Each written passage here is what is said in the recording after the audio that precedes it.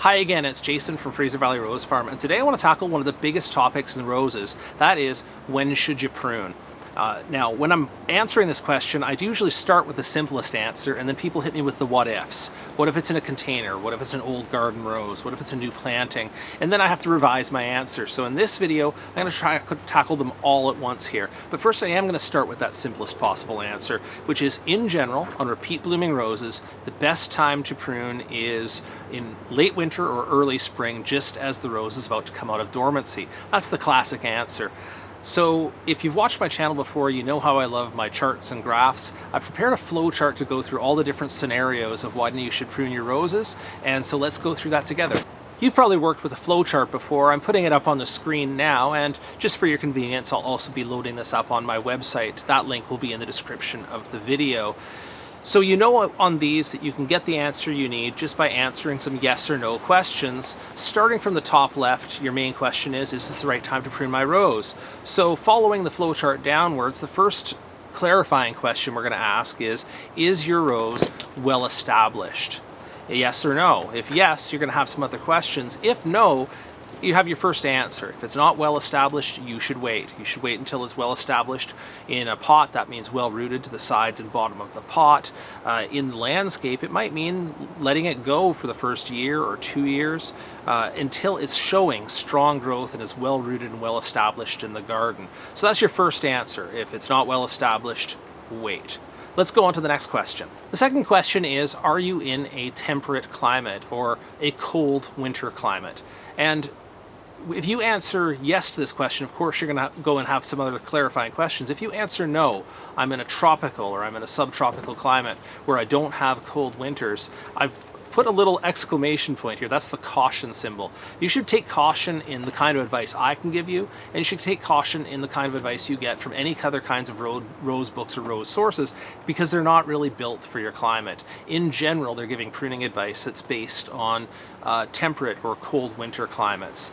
The best advice I can give you, and this is just garnered from advice I've received from other people in your type of climate, is that you should prune at the coolest time of the year, whenever that is, and you could also do a cleanup of your roses after the rainy season. If you have a monsoon or a rainy season, it's kind of nice to do a pruning and a cleanup directly after that. Other than that, because you don't have a cold winter to contend with, you can do your pruning any time of year.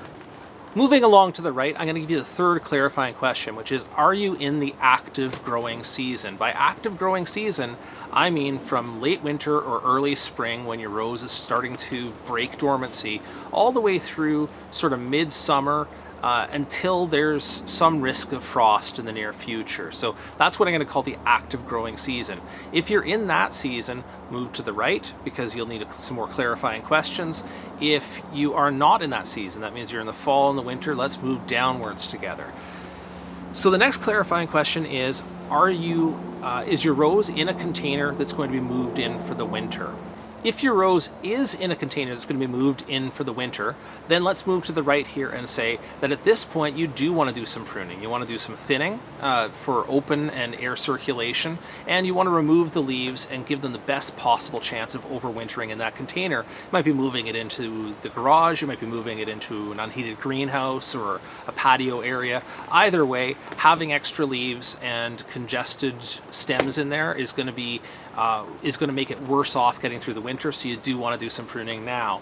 Otherwise, we're going to move downwards on the flowchart to say no, it's not in a container, it's going to stay outside or in the landscape over the winter. And in that case, the only thing you want to focus your pruning on is those long, out of control stems that are sort of, you know, the whipping ones in the wind that could damage the plant or sustain damage over the winter just because they're not supported. So if you can support those stems, go ahead and support them. That is, tie them onto supports. If not, then you should prune them down now so they don't damage your plant over the winter. Otherwise, you should save all of your major structural pruning until the early spring. On the flowchart, we're going to move right back up to the top there and take a step to the right and answer the next question is your rose a repeat bloomer? If so, you're going to move to the right. If not, you're going to move downwards.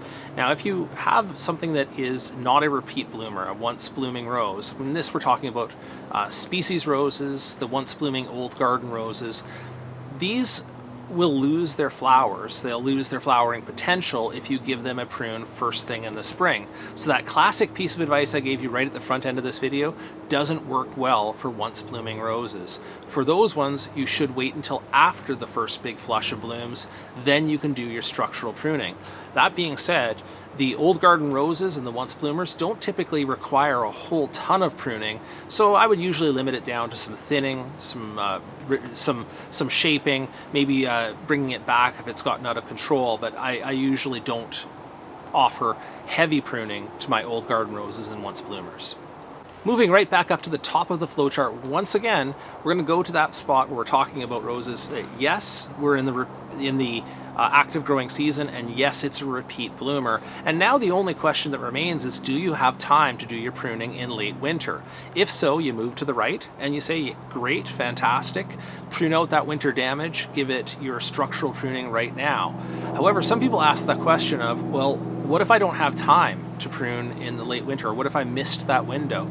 The answer to that, if you move downwards, is no problem, actually. I usually do much of my pruning after the first flush of blooms on most of my roses. It's because I don't have enough time late in the winter to go and prune everything. I give it my best shot, but if I miss some, that's fine. I let them bloom out and then I tackle them after the first set of blooms.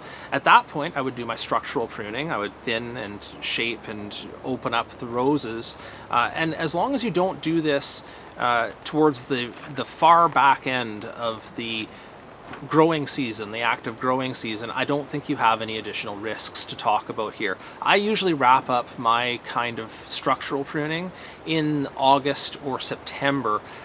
This will have to do with your climate and your proximity to winter. So if you're in an early winter climate, you might decide to knock off your structural pruning in July, but you do have that window that runs everywhere from early spring all the way up to midsummer, July, August, and that's when you should do your structural pruning. All right, I hope this flowchart has been useful to you. I know I made it a quick video, and certainly you can refer back to either the video or the chart for these answers again. Hit me in the comments if there's any other comments you'd like to make about this, any questions you have, or any different ways that you would tackle the subject.